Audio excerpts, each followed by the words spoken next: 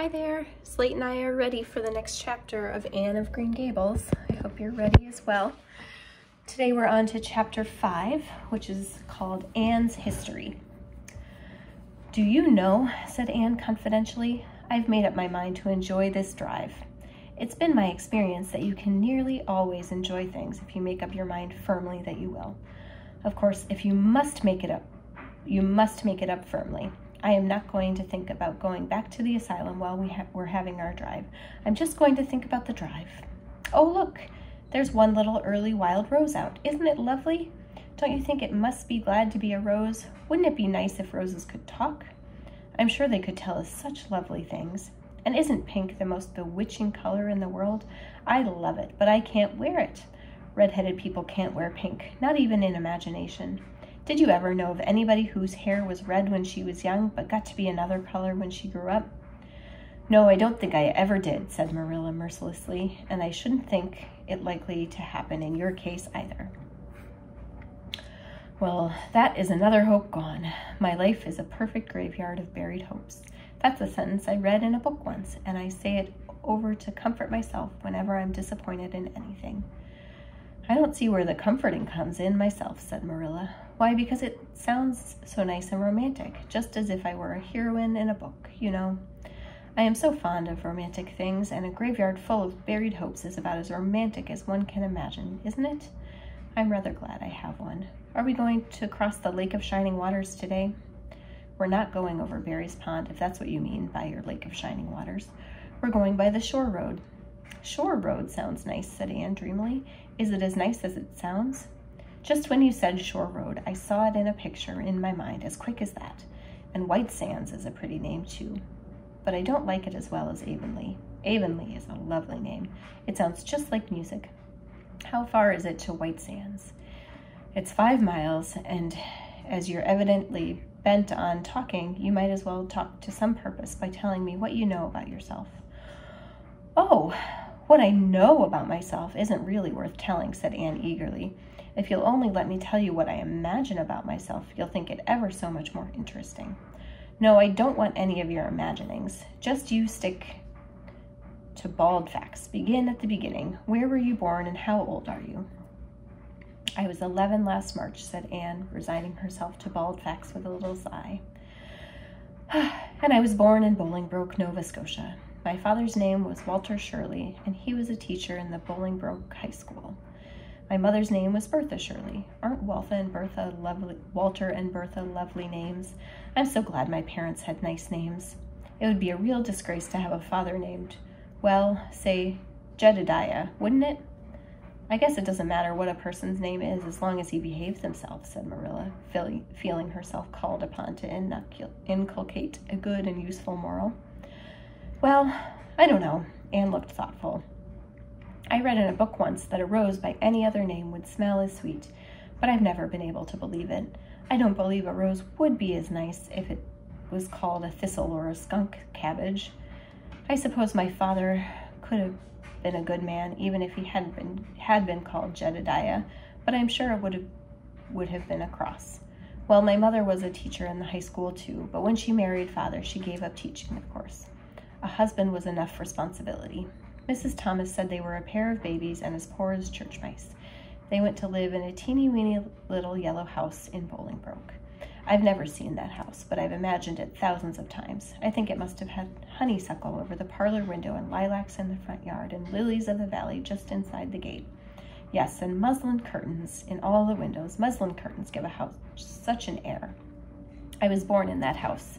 Mrs. Thomas said I was the homeliest baby she ever saw. I was so scrawny and tiny and nothing but eyes, but that mother thought I was perfectly beautiful. I should think a mother would be a better judge than a poor woman who came into scrub, wouldn't you? I'm glad she was satisfied with me anyhow. I would feel so sad if I was a disappointment to her, because she didn't live very long after that, you see. She died of fever when I was just 3 months old. I do wish she'd lived long enough for me to remember calling her mother. I think it would have been sweet to say mother, don't you? And father died 4 days afterward from fever too. That left me an orphan, and folks were at their wits' end, so Mrs. Thomas said what to do with me. You see, nobody wanted me even then. It seems to be my fate. Father and mother had both come from places far away, and it was well known that they hadn't any relatives living. Finally, Mrs. Thomas said she'd take me, though she was poor and had a drunken husband. She brought me up by hand. Do you know if there's anything in being brought up by hand that ought to make people who are brought up that way better than other people? Because whenever I was naughty, Mrs. Thomas would ask me how I could be such a bad girl when she had brought me up by hand, reproachful-like. Mr. and Mrs. Thomas moved away from Bolingbroke to Marysville, and I lived with them until I was 8 years old. I helped look after the Thomas children. There were 4 of them, younger than me, and I can tell you they took a lot of looking after. Then Mr. Thomas was killed falling under a train, and his mother offered to take Mrs. Thomas and the children, but she didn't want me. Mrs. Thomas was at her wit's end, so she said what to do with me. Then Mrs. Hammond from up the river came down and said she'd take me, seeing as I was handy with children, and I went up the river to live with her in a little clearing among the stumps. It was a very lonesome place. I'm sure I could never have lived there if I hadn't had an imagination. Mr. Hammond worked a little sawmill up there, and Mrs. Hammond had 8 children. She had twins 3 times. I liked babies in moderation, but twins 3 times in succession is too much. I told Mrs. Hammond so firmly when the last pair came. I used to get so dreadfully tired carrying them about. I lived upriver with Mrs. Hammond over 2 years, and then Mr. Hammond died, and Mrs. Hammond broke up the housekeeping. She divided her children among her relatives and went to the States. I had to go to the asylum at Hopeton because nobody would take me. They didn't want me at the asylum either. They said they were overcrowded as it was. But they had to take me, and I was there 4 months until Mrs. Spencer came. Anne finished up with another sigh of relief this time. Evidently, she did not like talking about her experiences in a world that had not wanted her. Did you ever go to school? Demanded Marilla, turning the sorrel mare down the shore road. Not a great deal. I went a little over the last year I stayed with Mrs. Thomas. When I went upriver, we were so far from a school that I couldn't walk it in the winter, and there was a vacation in the summer, so I could only go in the spring and fall. But of course I went while I was at the asylum. I can read pretty well, and I know ever so many pieces of poetry off by heart. The Battle of Hohenlinden, and Edinburgh after Flodden, and Bingen on the Rhine, and most of Lady of the Lake, and most of The Seasons by James Thomson. Don't you just love poetry that gives you a crinkly feeling up and down your back? There's a piece of it in the 5th Reader, The Downfall of Poland, that is just full of thrills. Of course, I wasn't in the 5th Reader, I was only in the 4th, but the big girls used to lend me theirs to read. Were those women, Mrs. Thomas and Mrs. Hammond, good to you? Asked Marilla, looking at Anne out of the corner of her eye. Oh, faltered Anne. Her sensitive little face suddenly flushed scarlet, and embarrassment sat on her brow. Oh, they meant to be. I know they meant to be just as good and kind as possible. And when people mean to be good to you, you don't mind very much when they're not quite always. They had a good deal to worry about, you know. It was very trying to have a drunken husband, you see, and it must be very trying to have twins 3 times in succession, don't you think? But I feel sure they meant to be good to me. Marilla asked no more questions.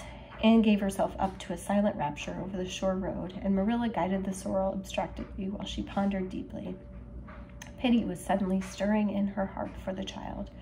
What a starved, unloved life she had had, a life of drudgery and poverty and neglect.